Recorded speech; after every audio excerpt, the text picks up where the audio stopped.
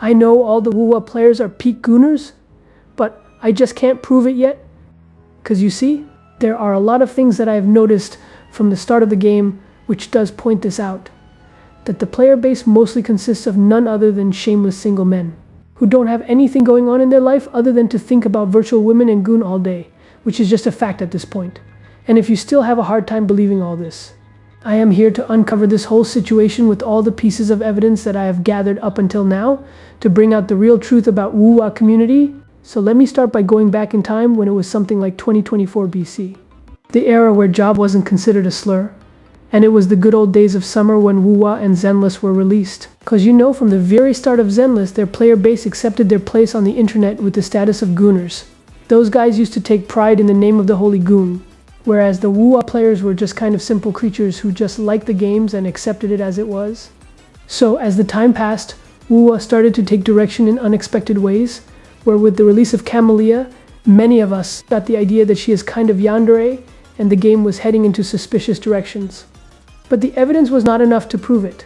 And then, fast forward to a few patches later, with the release of Cantarella, it was clear that the devs were not joking. They were being deadass with all the cinematics, and with the design of a whole dairy. And this was kinda intentional, cause after her release when we got the Flordley's boss finally available, boy oh boy, that was a clear sign that not only the devs, but the player base as a whole consists bunch of gooners, which is not particularly a bad thing in my opinion, cause you guys can count me in too. And with the reveal of that holy bakery, the fire in the community started to emerge. Like you all should know, if you are new to the game, that her bakery was first presented, then it was censored by the devs silently. But many of the players noticed it, and the issue had its fair share of drama over the internet, where at the end devs had to put that back. Or more specifically, they reinstalled the bakery to its rightful place. For once it did felt like the game was all good from that point, and you may think that it was the end, but it was just the start of phase 2. Alright, this part is crucial, cause this is where 1/3 of the players started to admit that they are the gooners. And it kept progressing from that point on, cause you see, after the release of Lupa and Cardathia, we got the release of Mavuika and Ayuno. Oh sorry, Augusta and Ayuno, so as I was saying with the release of Augusta, who was a representation of a strong woman, which is pretty normal for once, but people will find their ways to goon to absolutely anything, and on the other hand, with the help of Ayuno, Kuro managed to reach the players' hearts even more by providing the level of fan service that we could have only wished for. Like, the guys who have a thing for foot fetishes started coming out of the shadows that have been hiding in the Wuwa community for too long. Everyone has been so excited for both of their release, and even the modding community, who are peak gooners, enhanced the gooning potential by adding the Ishtar mod for Ayuno, and it fits perfectly. And with that, we got close to half of the Wuwa community admitting to be gooners. Oh, I just remembered. I almost forgot about my Queen Zanny's whole cake. My absurdity.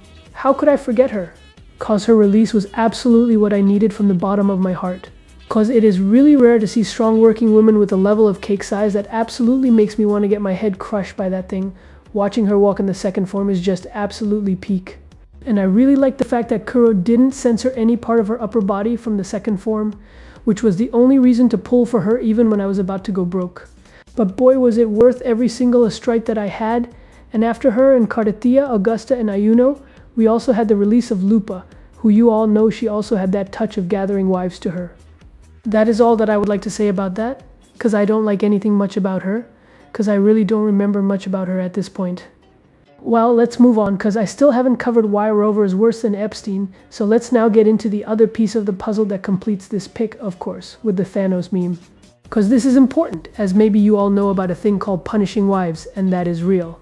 Well, I didn't really give a flying fuck about Frolova and her story, cause for some reason that shit was kinda boring to me, but in the end, Rover stabbed her, which was really just diabolical shit and really one of the dirtiest moves. Bro literally punished one of his wives and didn't really get back to fetch her. Cause I remember that for Shorekeeper he did jump to save her. For Cardathia he jumped, and there are other bitches for who Rover would jump, but he left out one of his OG wives out. Well, from the story I didn't get a clear idea on how distressing it was, but check this out first.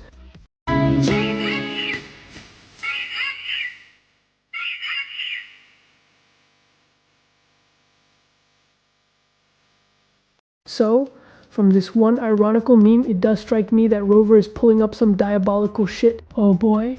Was that one of the saddest things that I have ever seen? Well, that's it. I say we throw Rover in the jail and toss away the key. For all I care, he is nothing more than Epstein at this point. Well, but the story didn't end there, cause after that we got Galbrena's release, and I guess Rover was being dramatic about her at first, but in the end he did find himself one more decent wife to his collection, with the clear focus on Abs. After her we got Chisa, who is kind of a school trapped in Hinami or something, and don't point fingers at me for not remembering the lore correctly, cause I do skip some parts here and there. So it is pretty easy to forget a few things. And after we got her introduced with Shorekeeper, the scene was quite dramatic. You know, the kind of jealousy in Shorekeeper's voice, and her talking attitude just reminds me of the Peak meme where Shorekeeper asks, "Excuse me, sir. I have a question. If my husband goes abroad saying he's taking our pet for treatment, but then comes back with a younger wife instead, what's the legal punishment for that?" And moving on from that point, we reached Lahai Roi, where I don't know why was it that we got to see there. Let me remember. Oh yeah, we got to Lahai Roi only to collect remaining wives, so that Rover can complete his remaining harem collection of wives. And so the very first person that Rover meets there was Linne, who straight up tries to crush Rover with the force of her bike, of course. And then we got a ride with her to the academy, and there we meet Mornye. And after then, when I pulled for Linne, I did realize that she was there in the entire game to buff your character and show off that massive cleavage with the bakery that devs intend to show players, and remind them, hey, if you didn't have a girlfriend in your high school or college here, take one and goon with your heart's content. And then finally, if you had a fetish of getting your teacher as your loved one, why worry when Kuro Games got your back?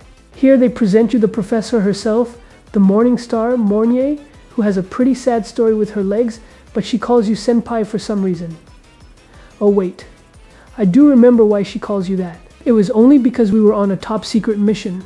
While Rover doesn't remember what is going on, but the professor knows the chemistry that she once had with Rover, so she does cling pretty close to the guy every now and then, hoping the forgotten harem will be back soon. And after that comes the catastrophe of the sanctuary, because we didn't know who Amy was before that. I know many of the players have been gooning to her, and after her story was revealed, a final boss of gooners, the Pido himself, the peak person that represents Rover as a final boss, showed his true colors. And I'm talking about none other than Gacha Smack himself, where he allegedly used the words himself on the stream like this. On this table. Oh nah. And I would fucking bro is about to. Well, I couldn't give a flying fuck about him or what he thinks or what he said. All I saw was an uncle yapping about one other uncle. So I was like, I wanted to make a video, might as well finish this shit with this situation, because it was a bit hard for me to find the perfect ending. But I guess we have an extended ending now, because I found something more really interesting. And the thing is, as you all know, I do claim myself to be a gooner just as you all. So I went ahead, and it was on a random night I came across Rule 34. Well, I do occasionally visit there every month to see what's interesting, and this is really important to relieve my stress, cause I'm a single virgin just like many of you. And so what I found was this diabolical video. Well, I have to censor it for security reasons, but you can see the title and the views that this video has in a short amount of time, which is, I guess, fair to say that almost more than half of the Wuwa players are gooners. And now we have come to a point where players do admit it online to be a gooner, and hold that title with pride. Cause one more video from Tashilati here, you can see one of the diabolical comments like, oh, strawberry milk? Or, you know, if I have to point out my final card towards devs, I would say you have to go no further than watching Hiyuki's design, which has the massive details on her about the chest. And here is one video explaining the big brain about this whole situation. Why doesn't Hiyuki's outfit fall off? There are no shoulder straps like Cartethia's, yet it still somehow stays in place. In the latest optimization, besides changing her long hair to short, they also lowered the neckline a bit. After all, without straps, relying only on the side ties would make it much looser, right? Even her clothes could slip off her shoulders during big movements.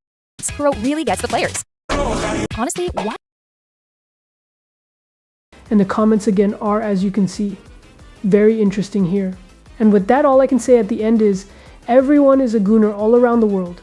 It's just some are bigger ones, and some are the smaller ones. Some are not afraid to admit it, while some believe it to be a thing of real shame.